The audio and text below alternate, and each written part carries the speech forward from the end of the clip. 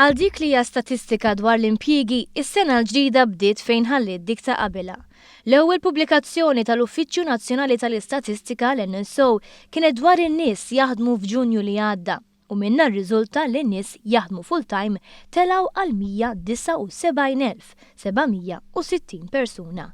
Din tfisser żieda ta' 4.4% fuq l-istess xahar tas-sena 2015.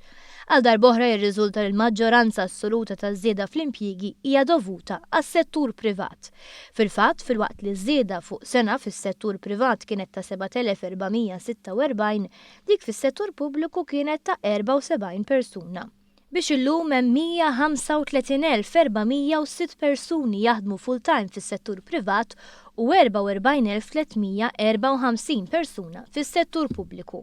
Dan ifisser li mill-bidu ta' din l-amministrazzjoni kien hemm żieda 24,348 impjieg full-time.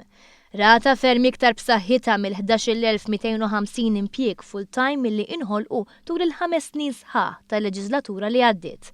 L-impjieg fis-settur pubbliku llum huwa 25% tal-impjiegi kollha full-time, meta fit-tmiem l-amministrazzjoni preċedenti dawn kienu 27%. B'hekk qed tkompli tonqos id-dipendenza fuq is-settur pubbliku. Fost l-aktar li gawdew mit-titjib fis-suq tax-xogħol kien hemm l-Awċin, fejn kien hemm żieda ta' aktar minn 1,400 impjieg full-time il-bidu ta' din l-amministrazzjoni. Fis-stqarrija tal-Gvern intqal li dawn ir-riżultati jikkonfermaw l-importanza tal-ħidma tal-Gvern fil-qasam tax-xogħol. Il-politika tal-Gvern twassal biex verament il-ġid jasal għand kulħadd, qalet l-istqarrija maħruġa minn Kastilja.